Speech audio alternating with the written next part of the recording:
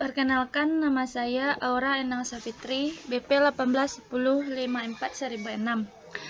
Baiklah, saya di sini akan mencoba untuk membuat tugas dari mata kuliah Teori Ekonomi Mikro 1, yaitu bab 16, di mana topiknya adalah keseimbangan. Pertama yang akan saya bahas yaitu tentang penawaran. Kurva penawaran hanya mengukur seberapa banyak konsumen bersedia menawar barang pada setiap harga pasar. Definisi kurva penawaran yaitu untuk setiap harga atau disingkat dengan P, kita menentukan berapa banyak barang yang akan ditawar, yaitu SP. Yang kedua tentang keseimbangan pasar. Pasar di mana setiap pelaku ekonomi mengambil harga pasar di luar kendalinya disebut dengan pasar kompetitif. Asumsi pasar kompetitif adalah bahwa setiap konsumen atau produsen adalah sebagian kecil dari pasar secara keseluruhan dan dengan demikian memiliki pengaruh yang dapat diabaikan pada harga pasar. Harga equilibrium suatu barang adalah harga di mana penawaran barang sama dengan permintaan. Secara geometris, harga di mana kurva permintaan dan kurva penawaran berpotongan. Jika DP menjadi kurva penawaran pasar dan SP sebagai kurva penawaran pasar, maka harga equilibrium adalah harga P bintang yang memiliki persamaan DP bintang sama dengan SP bintang, di mana P bintang adalah harga di mana permintaan pasar sama dengan penawaran pasar. Jika P kecil dari P bintang di mana permintaan lebih besar daripada penawaran, maka pemasok akan dapat menjual barang-barang mereka lebih dari harga yang berlaku. Jika P besar dari P bintang di mana permintaan lebih kecil dari penawaran, maka pemasok tidak akan bisa menjual lebih dari jumlah yang telah diharapkan. Jika jumlah yang ingin dibeli orang pada harga tertentu sama dengan jumlah yang ingin dijual pada harga tersebut, maka pasar akan berada dalam kondisi equilibrium. Dua kasus khusus. Pertama adalah kasus persediaan tetap, di mana kurva penawaran vertikal, di mana kuantitas equilibrium ditentukan oleh kondisi penawaran dan harga equilibrium ditentukan oleh kondisi permintaan. Kedua yaitu kasus di mana kurva penawaran horizontal, di mana harga equilibrium ditentukan oleh kondisi penawaran, sedangkan kuantitas equilibrium ditentukan oleh kurva permintaan. Kedua kasus tersebut digambarkan pada gambar 16.1. Dalam dua kasus khusus ini, penentuan harga dan kuantitas dapat dipisahkan. Tetapi dalam kasus umum, harga equilibrium dan kuantitas equilibrium secara bersama-sama ditentukan oleh kurva permintaan dan penawaran. Inilah gambar dari 16.1, di mana kasus khusus keseimbangan. Kasus A menunjukkan supply vertikal, kurva di mana harga equilibrium hanya ditentukan oleh kurva permintaan. Kasus B menggambarkan kurva permintaan horizontal, di mana harga equilibrium hanya ditentukan oleh kurva penawaran. Selanjutnya, kurva permintaan dan penawaran terbalik. Fungsi permintaan terbalik, yaitu mengukur harga yang bersedia dibayar seseorang untuk memperoleh sejumlah barang. Fungsi penawaran terbalik, yaitu mengukur kuantitas yang ditawarkan sebagai fungsi dari harga, dan juga sebagai ukuran harga yang harus berlaku untuk menghasilkan jumlah pasokan tertentu. Jika PSQ menjadi fungsi penawaran terbalik dan PDQ menjadi fungsi permintaan terbalik, maka keseimbangan ditentukan oleh kondisi PSQ bintang sama dengan PDQ bintang. Selanjutnya, statistika komparatif. Jika kurva permintaan bergeser ke kanan, jumlah tetap yang diminta lebih banyak pada setiap harga, maka harga equilibrium dan kuantitas keduanya harus naik. Di sisi lain, jika kurva penawaran bergeser ke kanan, kuantitas equilibrium naik, tetapi harga equilibrium harus turun. Bagaimana jika kedua kurva bergeser ke kanan? Kuantitas pasti akan meningkat, sementara perubahan harga menjadi ambigu, bisa naik atau turun. Situasinya digambarkan pada gambar 16.2. Kurva permintaan dan penawaran bergeser ke kiri dengan jumlah yang sama. Oleh karena itu, harga tidak berubah dan jumlah yang terjual hanya turun sebanyak M. Secara aljabar, harga ekuilibrium baru ditentukan oleh DP dikurang M sama dengan SP dikurang M.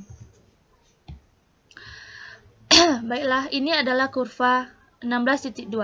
Menggeser kedua kurva, di mana baik kurva permintaan maupun penawaran bergeser ke kiri dengan jumlah yang sama, yang berarti harga ekuilibrium tidak akan berubah. Selanjutnya adalah pajak. Ketika pajak ada di pasar, ada dua harga yang menarik, yaitu harga yang dibayar pembeli dan harga yang didapat penawar.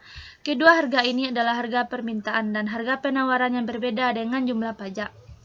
Dua contoh pajak adalah pajak kuantitas dan pajak nilai, atau disebut juga dengan pajak ad valorem. Pajak kuantitas adalah pajak yang dikenakan per unit kuantitas yang dibeli atau dijual. Contohnya pajak bensin. Pajak bensin kira-kira 12 sen per galon. Jika konsumen membayar PD sebanyak $1,50 per galon bensin, penawar mendapatkan PS sebanyak $1,50 bensin. Jadi keduanya menjadi 12 sen per galon bensin, harganya yaitu $1,38 per galon. Secara umum, jika T adalah jumlah pajak kuantitas per unit yang terjual, maka PD sama dengan PS ditambah T. Pajak nilai adalah pajak yang dinyatakan dalam satuan persentase, contohnya pajak penjualan negara bagian. Pajak nilai adalah pajak yang dinyatakan dalam satuan persentase, contohnya pajak penjualan negara bagian. Jika negara bagian Anda memiliki 5% pajak penjualan, kemudian ketika Anda membayar $1,5 untuk sesuatu termasuk pajak, penawar mendapat $1. Jadi secara umum, jika tarif pajak diberikan oleh P, maka PD sama dengan 1 ditambah rho PS. Apa yang terjadi di pasar ketika pajak kuantitas diberlakukan? Jumlah yang diterima pemasok adalah jumlah yang dibayar pembeli dikurangi jumlah pajak. Ini memberi kita dua persamaan, yaitu DPD sama dengan SPS dan PS sama dengan PD dikurang T. Selanjutnya ganti persamaan kedua ke persamaan pertama. Kita akan memiliki kondisi keseimbangan, yaitu DPD sama dengan SPD dikurang T. Atau bisa dengan mengatur ulang persamaan kedua untuk mendapatkan PD sama dengan PS ditambah T, dan kemudian kita akan mendapatkan DPS ditambah T sama dengan SPS. Sekarang, anggaplah bahwa daripada menawar membayar pajak, konsumen harus membayar pajak, maka PD dikurang T sama dengan PS. Di mana bahwa jumlah yang dibayarkan oleh konsumen dikurangi pajak sama dengan harga yang diterima oleh penawar. Selanjutnya, ganti ke dalam permintaan sama dengan kondisi penawaran yang mana DPD sama dengan SPD dikurang T. Ini adalah gambar 16.3, yaitu tentang penggunaan pajak. Untuk mempelajari dampak pajak, kita dapat menggeser kurva permintaan ke bawah seperti pada panel A, atau menggeser kurva penawaran ke atas seperti pada panel B. Harga ekuilibrium yang dibayarkan oleh permintaan dan diterima oleh pemasok akan menjadi sama. Selanjutnya gambar 16.4, yaitu cara lain untuk menentukan dampak pajak, di mana segmen garis di sepanjang kurva penawaran sampai mencapai kurva permintaan. Selanjutnya kasus khusus perpajakan, yaitu pada gambar 16.5. Di mana gambar A dalam kasus khusus penawaran elastis sempurna, yaitu pajak sepenuhnya diteruskan ke konsumen. Selanjutnya pada gambar B, dalam kasus pasokan yang tidak elastis sempurna, tidak ada pajak yang diteruskan. Selanjutnya gambar 16.6, yaitu tentang meneruskan pajak. Pada gambar A, jika kurva penawaran hampir horizontal, banyak pajak yang dapat diteruskan. Pada gambar B, jika hampir vertikal, maka sangat sedikit pajak yang dapat disalurkan. Selanjutnya gambar 16.6, yaitu ekuilibrium di pasar pinjaman. Jika peminjam dan pemberi pinjaman berada dalam kelompok pajak yang sama, tingkat bunga setelah pajak dan jumlah pinjaman tidak berubah. Selanjutnya yaitu Pareto efisien. Pareto efisien merupakan cara untuk membuat seseorang menjadi lebih baik tanpa membuat orang lain lebih buruk.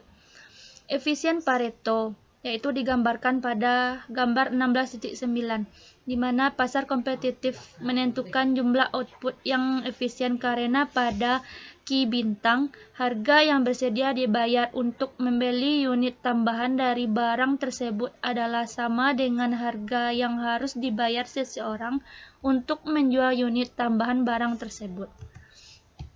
Baiklah, sekian materi yang dapat saya sampaikan pada bab 16 tentang equilibrium ini. Semoga materi ini bisa bermanfaat bagi diri saya sendiri dan orang lain.